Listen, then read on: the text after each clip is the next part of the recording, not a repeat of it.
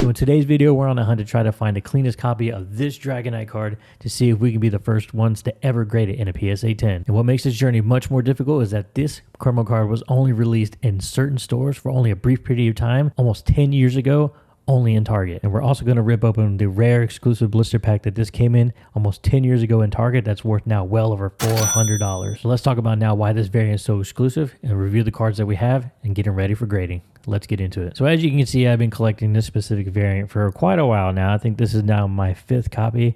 These 3 are the ones that are going to be pretty much grade worthy in my opinion. And we're going to go over these and then as well as open up that blister and talk about it. So this card is originally from XY Roaring Skies.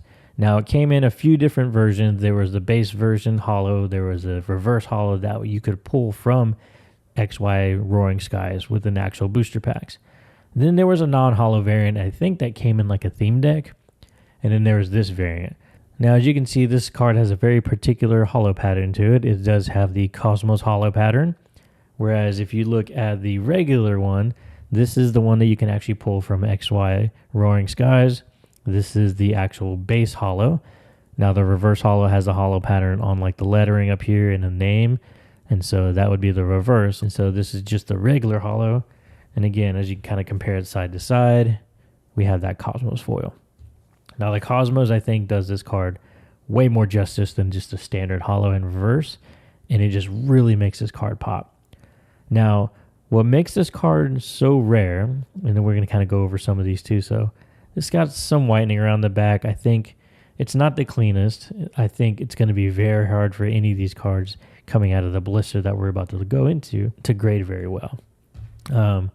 But this particular blister, it's taken me a while to actually find information about this or even the blister that it came in because there's not a lot of information on it.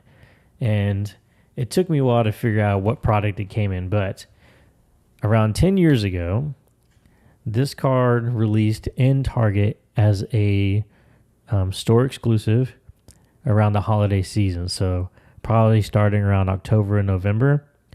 And only being available pretty much through the holiday season. So this one actually looks a lot cleaner.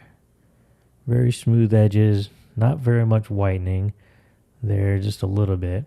And I think the front is actually really clean.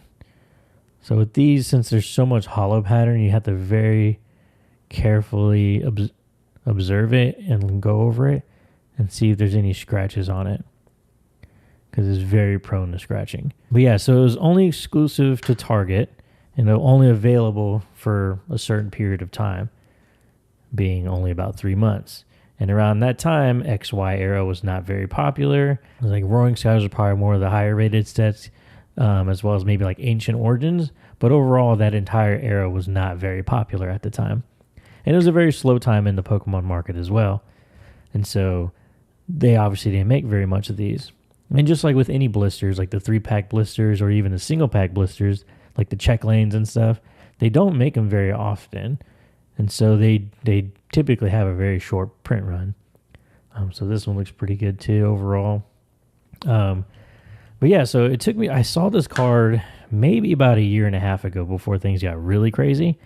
And I was pretty much just buying the singles version of this because I thought the card was so badass. It's a very cool card. I love the full art and I also love most of the cards from this era that are this type of full art. I can't remember if they're called like Omega attacks or something like that, or Primal attacks. But there's a few of these. There's like the Kingdra. This is Altaria. If you saw my other video about going over the inventory collection, there's the full art of the Gyarados. That is the pre-release. But I really love the look of these cards. Until recently, like some of the pre-release promos have gotten some love, but otherwise they're kind of looked over, which it's fine by me. They're cool. I like these cards. So this Dragonite caught my eye, and I thought this was a really cool holo pattern. And so I saw these sprinkled in every now and then. And I thought, I was like, wow, this is a very interesting card. Like, how do I look it up? And so when I looked up the pop report, there is no PSA 10s in this card. And I kind of figured out why, and we're about to get into it. But this is a very, very low population card. Now, do people really know about it? Probably not. I think they've seen more of the regular holo version, but I don't think this is very well known. And so that got me thinking a while back, maybe I should try to grade this. So I would go on eBay and I would find these, and I would try to find as many clean copies as I could. Like I said, I think about 5 total. There's those 3. And then what we're going to open up today is now a Phantom Forces Target exclusive blister. Now this is what it came in. I always thought for the longest time it was a Roaring Skies blister, but it is actually this one right here. And this one right here is over $400. Sometimes recent sales go up to as much as $500 or $600. And I think it more has to do with the pack itself versus just the promo card. We're going to get into this and see how well we do. Hopefully it is a good condition, but just from the looks of it and how compressed it is in here, it might not be very good. Because when I was looking at it and observing it, I was like, well, the coin is up pretty high away from the card, so that's not really doing anything there. But when I look at like the press of the card, there's not much space between each of these. And I kind of looked here, you can see a slight bend in the card, like right here, which really might affect how this looks overall.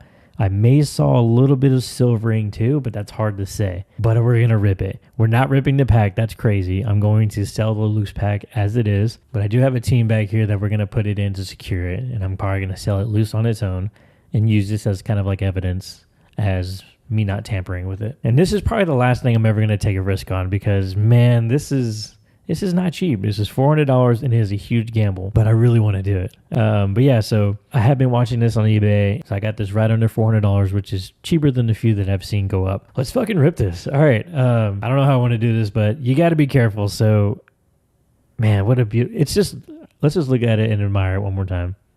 All right. Whew. Okay. So if you saw my last video, we were cracking up PSA slabs and I kind of scared myself a little bit with the Hitmonchan, but now we're getting into this and this is much worse. We're doing it. We're breaking it. Okay. All right. So we're breaking the seal. Okay. I just don't always like the way these rip because it always rips like this, but we're going to have to be as gentle as we can. Might even take this box opener real quick and just try to find a loose spot so we can open it gently. Okay, here we go. All right, so we got through the cardboard. Okay. Now this is the part that you have to be very careful when you open these because any amount of movement could really mess with the quality of the card and the condition. So we got to be very careful to make sure this comes out nice and smooth. And the other thing is that these were not packaged with the collector in mind or the grading in mind, should I say. All right, here's the pack. Manectric, okay. That's not a bad pack art. Not the Gengar, but from what I've seen, the Gengar pack does not get put into this type of blister. Okay, so it is secured.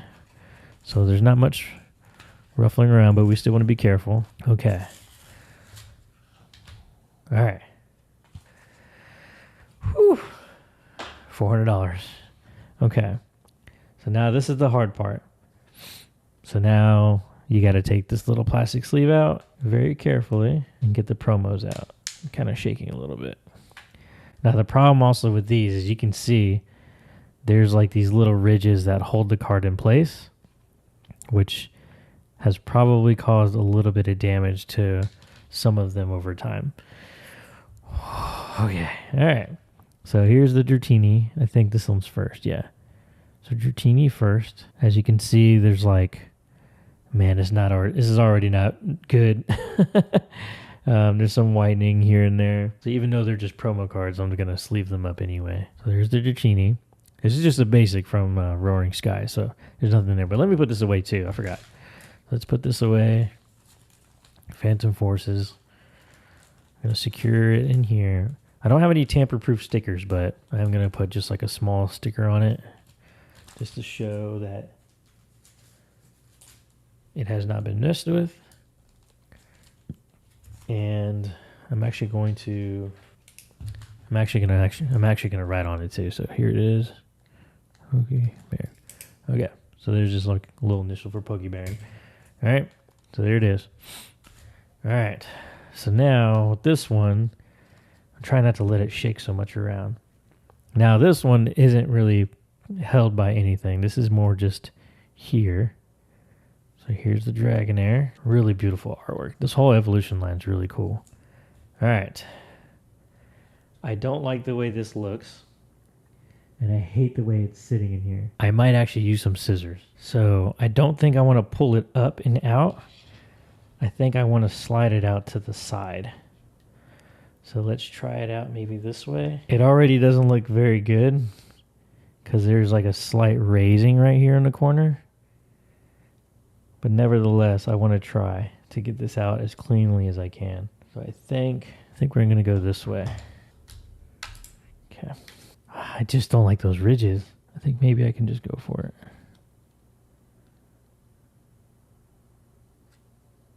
Okay. All right. We have it. Now, centering, it looks pretty good. There is some whitening here. There is that lift, unfortunately, right there. Not much whitening overall on the sides. Still like a little bit of lift there too. And a little bit here. Oh, and I see it. That's where the ridge got it. So if you can kind of see, try not to hold it very, I'm trying to hold it very delicately. So there's a ridge right there that has it kind of messed up. Same on this side from those ridges, man. Those ridges that hold it in place really kind of screw with it. And then even up here, it's got like a little bit of like a bend. And that's where that corner was that we were talking about, where it kind of really gets it and squeezes it between the other card. And even here, you can kind of see where it has that bend right there. But the front is immaculate. It is as clean as you can possibly get it. So let's sleeve this up. And I think silvering is actually pretty good. Only thing is there's still some up there. There's a little bit on that spot. And that's the only spot. That's it. That little tiny spot has the silvering. That's the only spot that has silvering. Maybe a little up here. But that's the only spot that has silvering. I don't think this card can get a 10. I don't think any of them can. I mean, that's tough. They would have to be very lenient to let that slide to get a 10. If everything else was perfect, there's like little silvering right there. I think that would probably even be the other thing that they would knock, is like that little bit of silvering. Overall, like the front centering is perfect too. Just looking at it. So I think it was definitely worth a gamble, because as a PSA 6, this one last sold, I think a couple weeks ago, early May, at about $250. So the comps are there. There's recent comps. The last ones are like PSA 8, which I think was like $90, but that was either this past December or it was like a couple of years ago. So there's not really many sales on this particular variant. And so I still think it's a very cool card. I think it's super rare. And I think it was worth the price of admission because, one, that was cool. That was fun. It sucks the way that it's put into these things.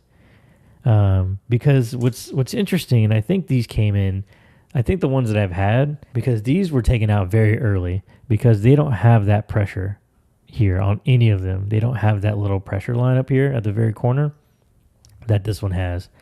And they don't even have the impressions on like the backs on any of these. And these are much cleaner copies as far as overall condition.